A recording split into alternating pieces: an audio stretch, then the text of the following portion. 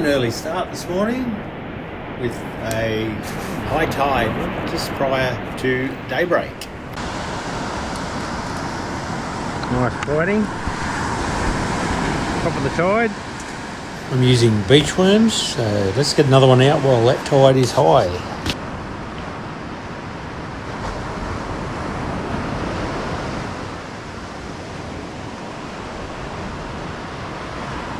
Alright, another worm bait out.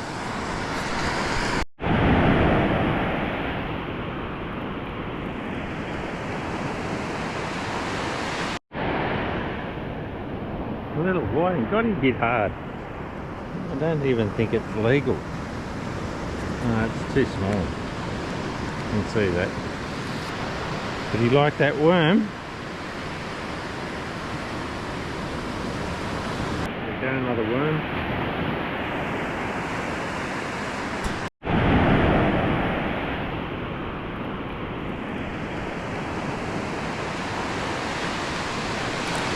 Another little one, I think. Yeah, I don't think he's legal.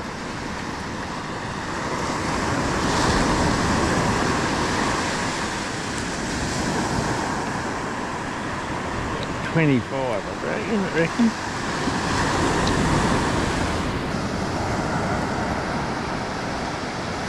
$24. Another undersized whiting. Here we go. This is on half a pilchard. Not sure what it is though. Getting a bit of bumping. Like a little salmon or maybe a little tailor.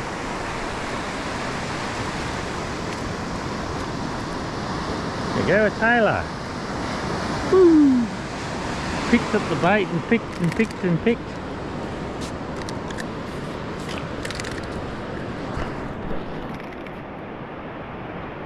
There we go, legal tailor.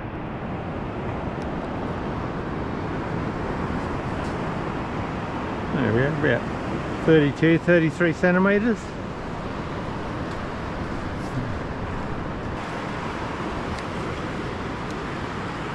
Oh, 35.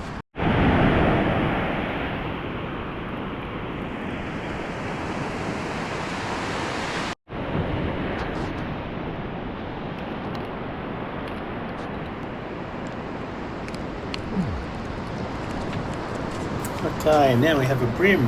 This was taken on half pilchard. Oh, good brim. Okay, that brim is, what's that? 38 centimetres, just, or 38 and a half. To the fork it is 34. Nice brim. Oh, here we go. This is on half pilchard, in adjacent to the rocks. Feels like a solid fish.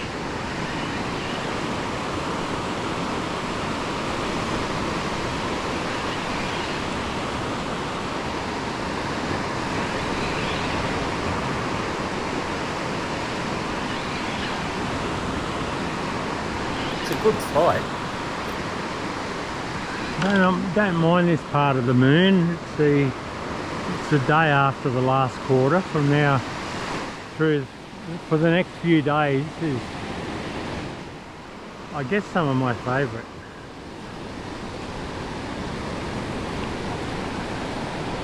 Oh, there we go. It's a nice brim again. If you want to keep up to date with all my latest videos, be sure to subscribe. Good brim again, right in adjacent to those rocks. There we go, happy about that one.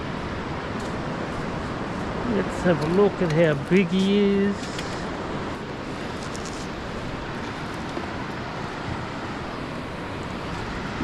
$33.5, 30, oh no, 29.5 to the fork. Breaking day, hardly any wind. Hardly any swell.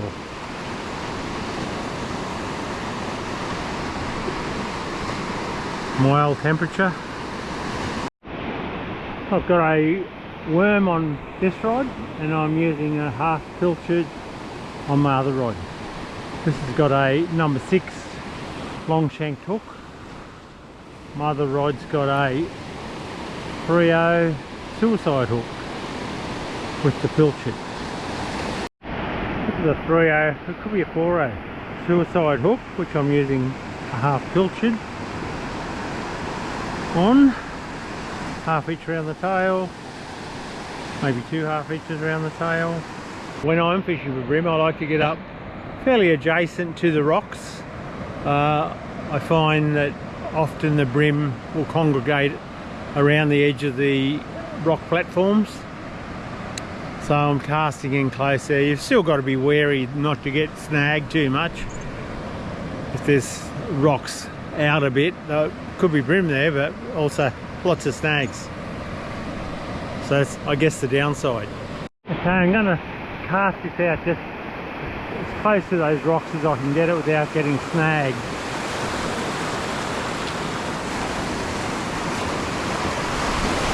I'm hoping there's going to be a bream right in close there. You'll often hear me speaking about a particular day of the lunar cycle. Now the reason behind this is that for over 4 decades, each time I went fishing, I recorded what I'd caught, when they were caught, how the fish were biting, how they fought, and most importantly, what day of the lunar cycle I was fishing. With over 2,000 records to analyse, I compared all the info to each day of the lunar cycle. The results were mind-blowing. Comparing the same day of the lunar cycle on different months, for instance, the patterns of fish behaviour, in particular their feeding and fighting patterns, and consequently their energy levels, repeated themselves with uncanny regularity. I've put together here an example of what today is likely to bring. Now today is almost like a transition day. It can vary from very poor to really, really good. The early mornings always tend to be better than the late afternoons. The best feeding times I've found have been the early morning high tide, then from first light to a couple of hours after sunrise, and then in the afternoon from dusk to an hour or so after dark. So how do they bite? Well, during the best feeding times, the bite is quite good, but outside those times, you can expect a lot of baits to be picked at and picked off. Often because they are just picking at the bait, after hooking the fish, you may lose them because the hook is often just in their lip. On this day, you can expect the fish to fight quite well on most occasions.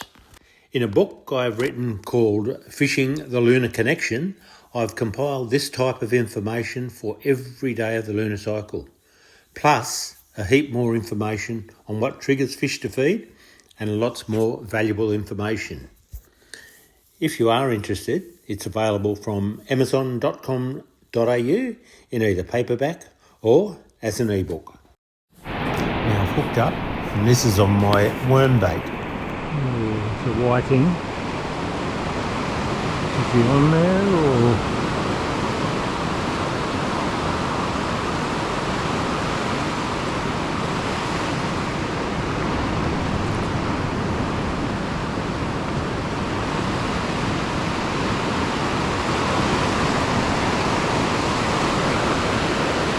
I think he's on there, coming close.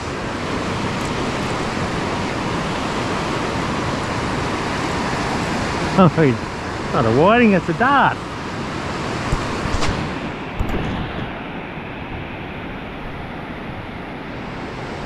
Okay, you can go back, mister. I'm hoping there'll be a bream or flathead right in close to those rocks there. Good spot. I think it's in deep enough water. Let's hope so. Wait. Feels like a bream. Picking at it. Take it. Because you might have taken it.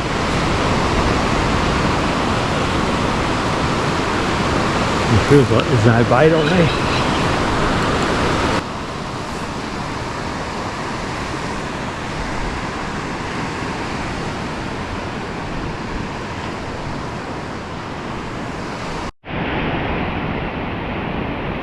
Okay, I'm out a little bit further than I was before. I think I was too shallow before. Anyway, I'll come out. It's certainly a bit deeper water where I am. The tide running out. It's probably about halfway out. Moon straight above us. There should be some activity. Water temperature still around 21 degrees, and expect to get a couple more fish. I haven't had a bite for a good 10 minutes, so I'll just check both baits and get them out again. They may have been picked off without me noticing. Pilchard's gone. Looks like there's something having a bit of a pick at it.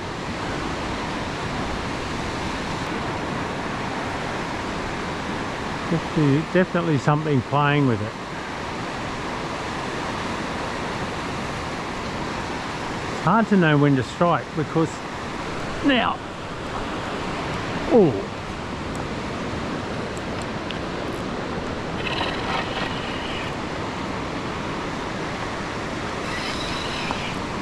played with that for a long time.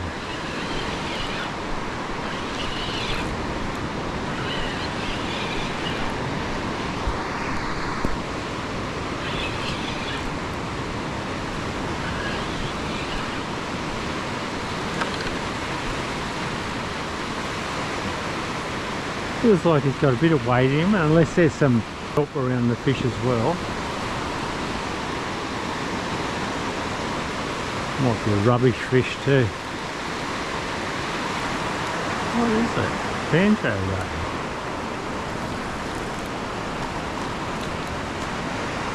I can't. Yeah, banjo ray. You played with that bait for a long time, mister.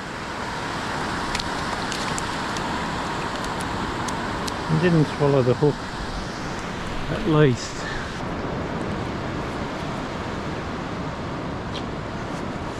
You came out easily enough. Alright, mister, you can go back. He's a mister, alright, look.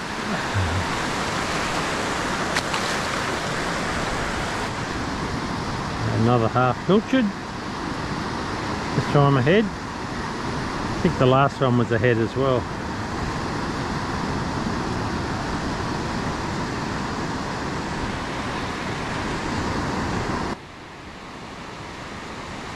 Oh, it's a brim bite. Very tentative. Must have picked at it 10 times. I'm just wondering whether there's any bait remaining on the hook. I'll need to check it.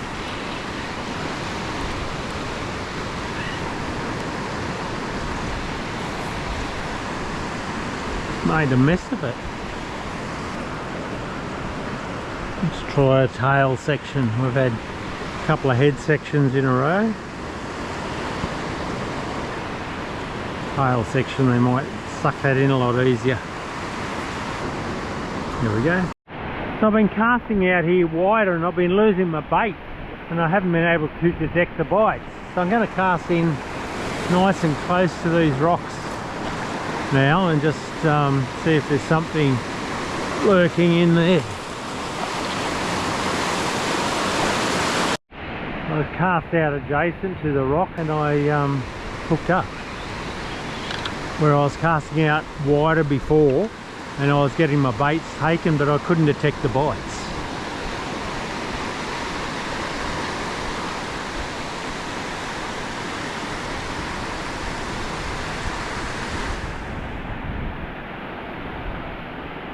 Let's see, it's a flathead, you little ripper. I was hoping for a flathead.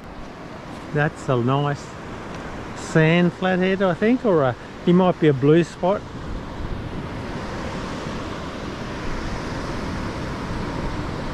Yeah, just a sand flathead, I think. Nice. You'll do me. He was adjacent to the rocks there.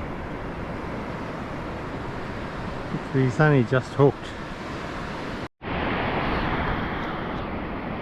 Yeah, it's really soft on the bite, something soft. I mean, it could even be a rock hale or a kelp fish that close to the rocks. And they'll pick the bait off pretty quick.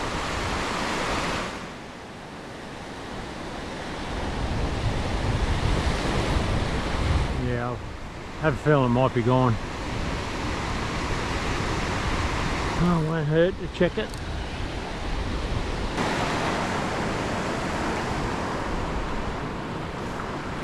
It's been picked at.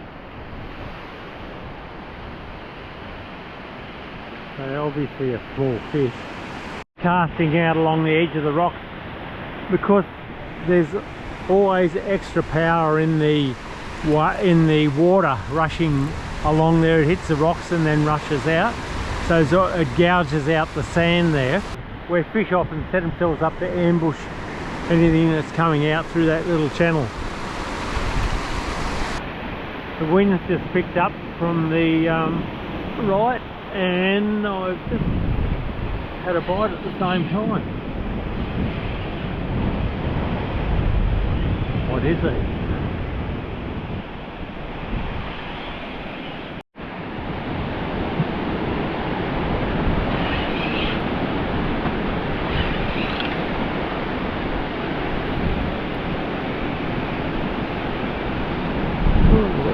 Having a bit of go in that shallow water. There's another flatty. Yes, you little ripper.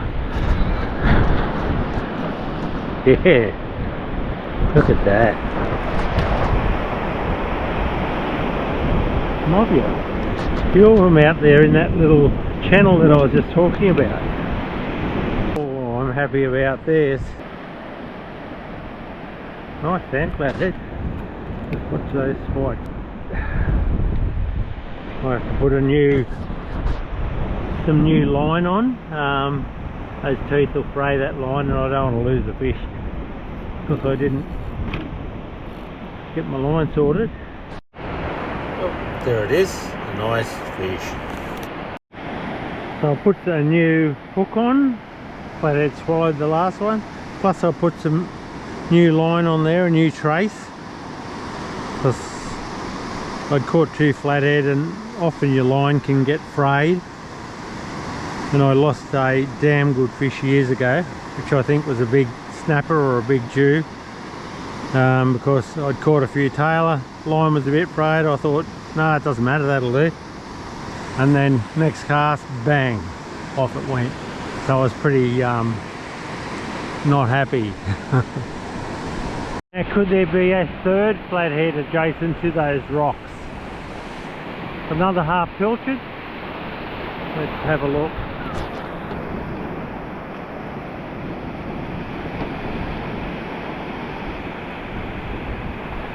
Nearly landed on top of the rock that time. My worms have been getting picked off every cast, and I can't detect anything. Could be sand crabs. Anyway. We'll get another one out. Been a pretty good couple of hour session. Got flathead, bream, whiting, and the wind's kicked in now, so it's a bit cool. Feels like it's coming from Antarctica actually. It's got a bit cool. The water temperature about 21 degrees. I caught whiting on the worms, beach worm, and half pilchards were used, and I caught bream and flathead. Well, after this photo was taken, this happened.